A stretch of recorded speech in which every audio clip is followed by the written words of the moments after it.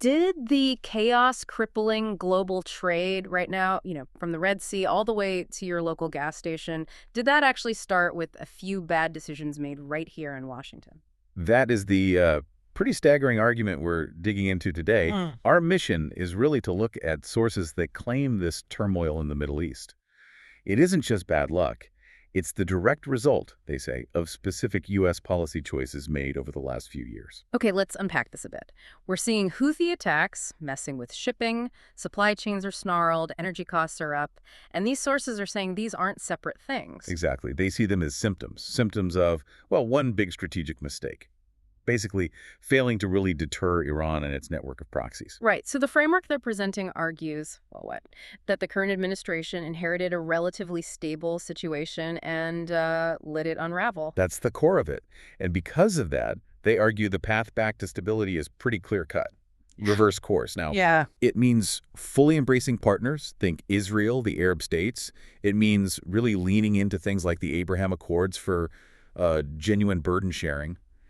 And it means maximum pressure economically, militarily to isolate Tehran. And the big prize here, the ultimate goal, is to get the Middle East stable enough so America can shift its attention, its resources, to what they see as the main event, competition with China. That's the whole game. Strategically speaking, the sources are quite clear.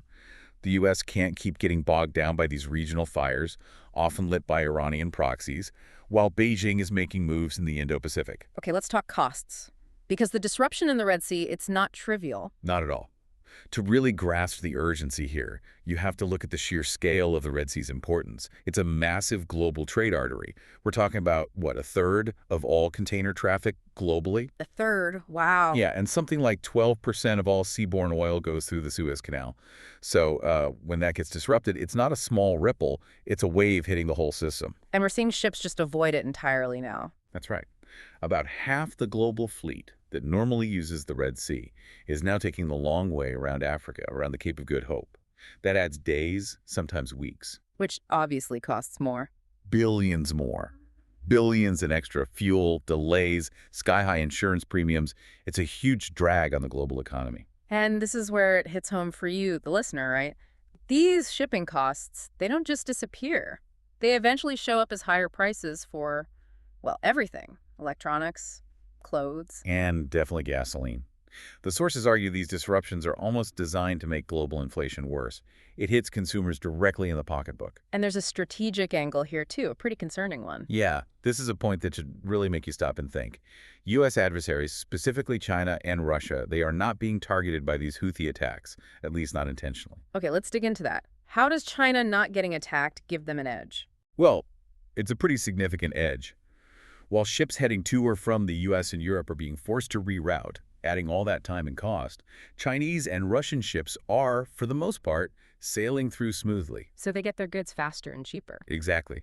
This safe passage, whether it's explicitly negotiated or just understood, gives Beijing a real shipping advantage. It helps them make commercial gains in the region, and it probably helps keep their own domestic inflation lower than ours.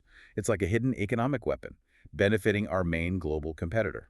So if the costs are this high, and the strategic downside is this clear, the argument follows that this didn't just happen. The sources we're looking at place the blame squarely on policy choices. That's the core critique, yes.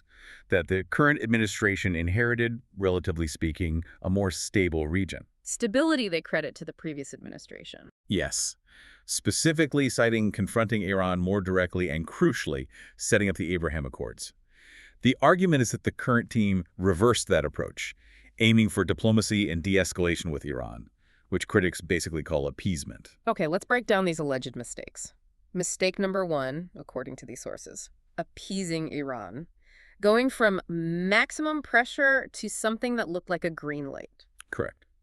The previous administration's strategy involved a heavy economic sanctions.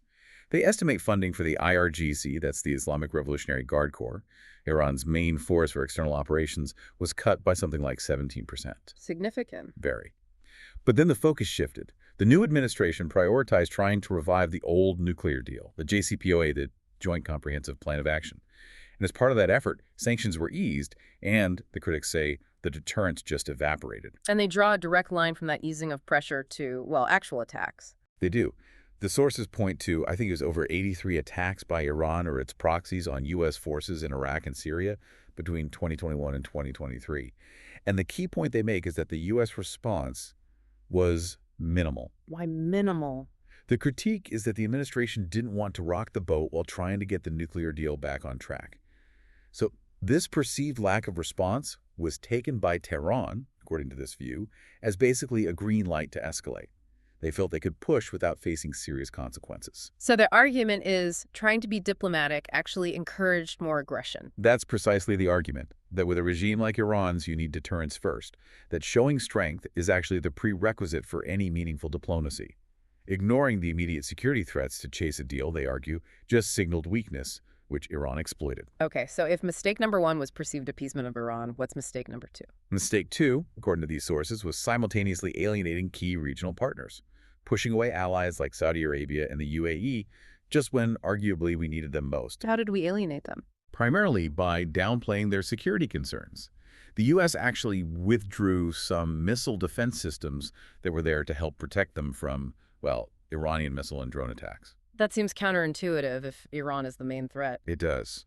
And maybe even more importantly, the administration ignored repeated requests from these partners to put the Houthis back on the list of foreign terrorist organizations, the FTO list. And just remind us, why is that FTO designation so important? It's not just symbolic, is it? Oh, absolutely not. It's a powerful economic tool.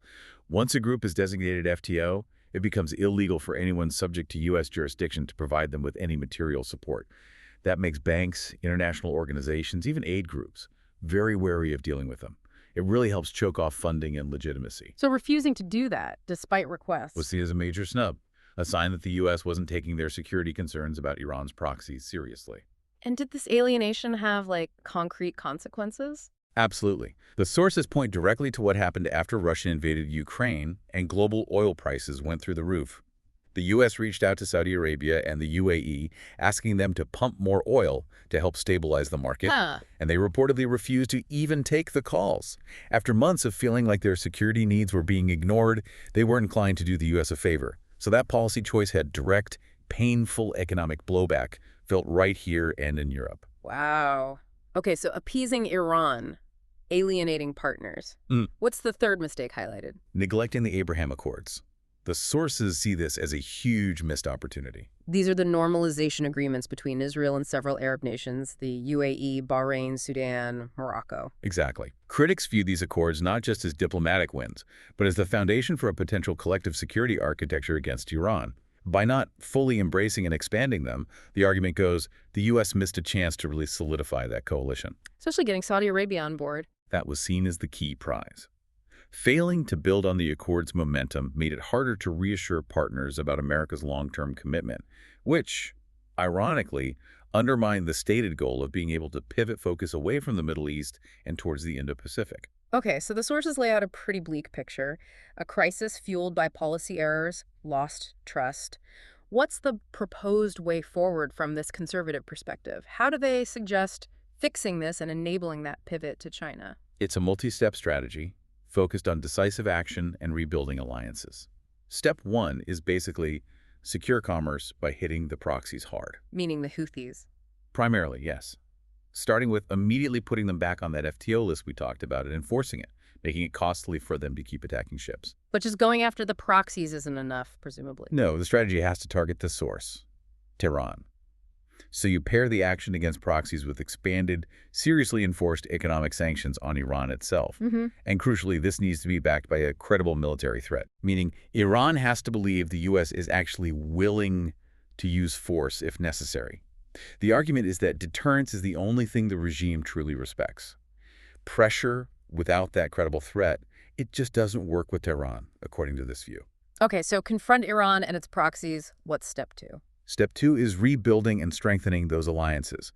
Using the Abraham Accords as the main framework, it's about creating that collective security setup we mentioned. And getting partners to do more. Exactly. Pushing partners for more burden sharing, getting them to take on more responsibility for regional security against the Iranian threat.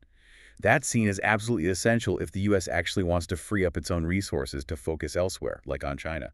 Now, there's also a really interesting economic piece to this strategy, something designed to physically bypass the Red Sea problem, this Dubai-Haifa land corridor idea. Yeah, this is a pretty visionary proposal, potentially revolutionary. The idea is to connect Dubai's huge Jebel Ali port with Israel's Haifa port on the Mediterranean through roads, essentially a land bridge running right through Saudi Arabia and Jordan. So goods could travel overland instead of by sea through the risky areas. Precisely. It would allow trade to completely bypass the Red Sea, the Suez Canal, even the Strait of Hormuz, all these maritime choke points that Iran or its proxies can threaten. It makes those threats much less potent. And strategically, building something like that, a cooperative project involving Israel and Arab states, that sends a message too, right?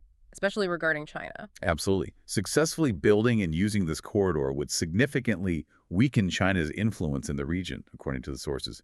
It demonstrates that the region can create secure trade routes independent of potentially vulnerable sea lanes, some of which have significant Chinese investment or dependencies. Okay, so confronting Iran, building alliances, creating new trade routes, a lot of this seems to hinge on regional stability, especially resolving the Gaza conflict and pushing normalization, particularly with Saudi Arabia. The sources mention a specific plan. Yes, there's mention of a detailed framework, apparently from Trump circles, known as the 20-point Gaza Plan. It's ambitious. It uses the hostage situation as leverage for a much bigger regional realignment, building on expanded Abraham Accords. What are the key elements? Well, immediate ceasefire, obviously, and the release of all hostages within a very short time frame, like 72 hours. But then it gets into some really radical proposals for the aftermath, Like what? like offering amnesty. Amnesty for Hamas members, but only those who commit to peaceful coexistence and completely decommission their weapons.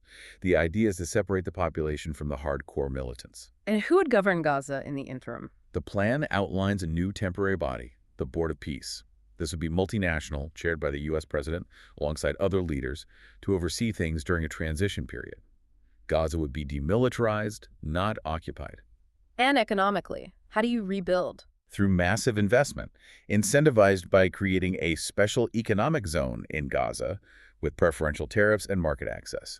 The goal is to build prosperity and security so quickly and obviously that it gives Palestinians a strong reason to stay and build a future free from radical influence. So the thinking is, solve Gaza within this framework, get Saudi normalization, secure the region. And then the U.S. has truly secured the Middle East, allowing it to finally fully pivot. Which brings us back full circle to the ultimate strategic goal. Right. It allows the United States to focus its finite resources, military, economic, diplomatic, on the Indo-Pacific, and what these sources see as the #1 long-term challenge: China. The argument is we just can't afford to be endlessly distracted by Middle East fires, especially if they're being fanned by adversaries, while China gains ground. So wrapping this deep dive up, the sources we've explored present a really stark choice. It's either continue down a path critics label appeasement, which they say leads to instability and inflation, Or pivot back to a strategy based on strength, maximum pressure on Iran, and strong, reliable alliances, using frameworks like the Abraham Accords and maybe even new land bridges to secure trade. The argument is that the current mess wasn't inevitable. It was, in their view, the result of specific policy failures. And the way forward involves deterrence, transactional partnerships, and focusing everyone on the real prize, containing China. Exactly. Yeah. It's about shifting focus away from these draining regional conflicts and onto the great power competition that will define the century. Which leaves us with a final thought for you. If securing global trade now means seriously considering building highways across Middle Eastern deserts just to bypass sea lanes threatened by proxies, are we maybe drastically underestimating the true cost of letting our adversaries destabilize the world's critical choke points? Something to think about.